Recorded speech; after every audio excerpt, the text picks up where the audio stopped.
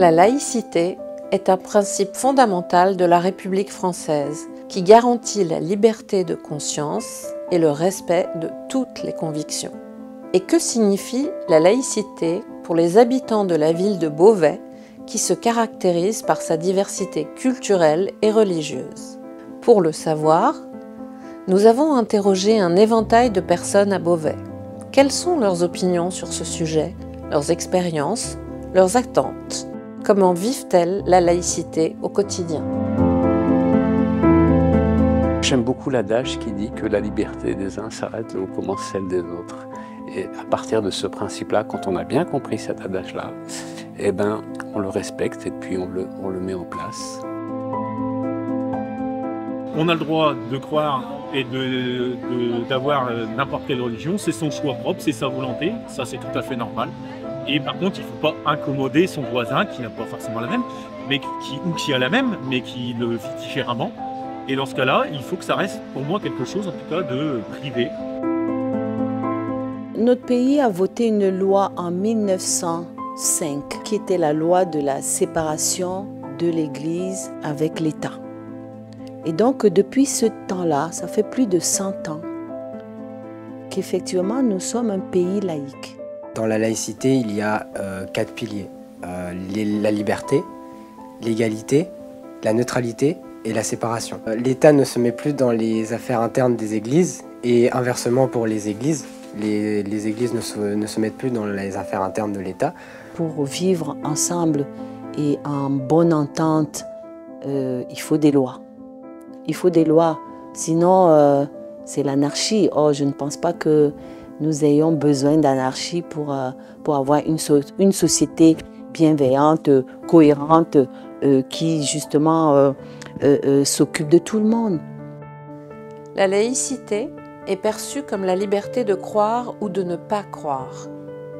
C'est aussi un moyen d'assurer l'égalité entre tous les citoyens. Et c'est aussi une opportunité de richesse grâce au mélange des cultures. Comment la laïcité se traduit-elle concrètement dans nos vies? Quels sont les avantages et les limites de la laïcité? Pour moi, la laïcité, c'est avoir des règles à respecter envers notre société. Par exemple, les filles, au collège, ils n'ont pas le droit de porter le voile, mais à la sortie, ils ont le droit. On ne voudrait pas de mal en France. On est là, on vit ensemble. On est des Français ici.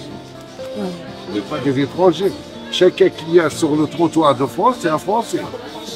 Ils ne voulaient pas de mal en haut où ils vivent.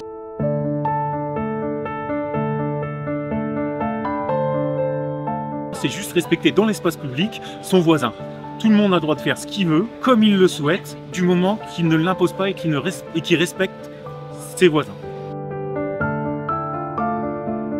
À partir du moment où la République, qui est laïque, mais en même temps protège, si on pouvait ressentir la loi comme quelque chose qui nous oblige, nous avons aussi en même temps tout fait pour que chacun puisse exercer son droit de croyance. Et c'est d'ailleurs pour ça qu'il y a un ministère qui est en charge des religions.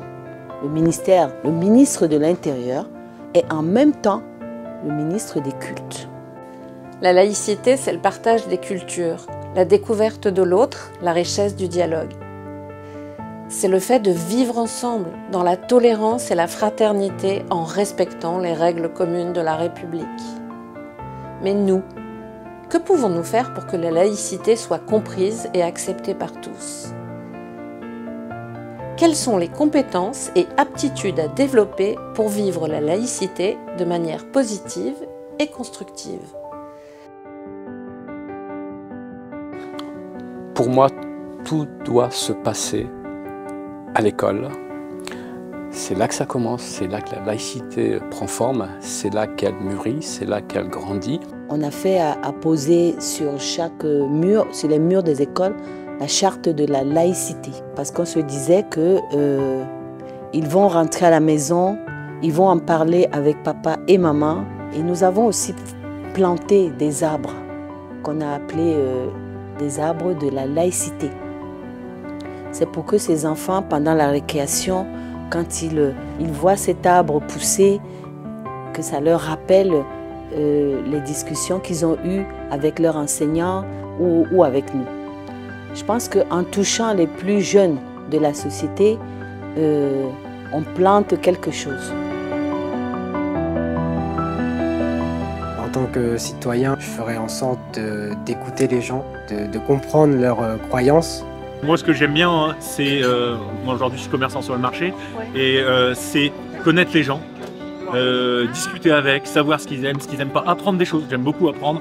On a des gens qui ont plein de métiers différents, qui ont des vies différentes, qui viennent de différents endroits et il y a énormément de choses à apprendre. Moi, je crois à ma propre religion, mais je le dis à personne, je ne la forme pas à tout le collège. C'est ce qu'il faut faire. On est pareil, tout le monde pareil, donc il n'y a pas de différence. J'ai un ami, par exemple, il a sa propre religion. Il y a un respect entre nous deux et on garde l'amitié. Arrêter les violences, essayer de s'entendre dans notre société. Peu importe la religion, j'aimerais qu'on soit dans une société très sociale, très sympa. Ce que j'aime dans la laïcité, c'est le fait de pouvoir tout partager, de pouvoir rencontrer plein de gens, plein de choses différentes et de pouvoir et nous-mêmes partager en fait avec les autres notre propre culture et en paix. Ouais. Si seulement ça pouvait être partout. Il faut un mélange. On ne peut pas vivre seul, c'est impossible. On a tous besoin l'un vers l'autre. Voilà, on a un temps à vivre, il faut le vivre bien. Et la loi ne l'impose pas, ne t'explique pas comment vivre ces moments-là. C'est à nous de faire cet effort pour que cet état de vie convienne à tout le monde et que chacun y trouve son plaisir et son bonheur. Si nous voulons un jour que nos enfants aient les moyens de vivre dans une société en paix, il va nous falloir leur montrer l'exemple, leur apprendre à se respecter et à respecter les autres. C'est par notre exemple que nous pourrons peut-être changer la société vers un monde plus en paix et faire d'eux des citoyens libres, égaux et fraternels.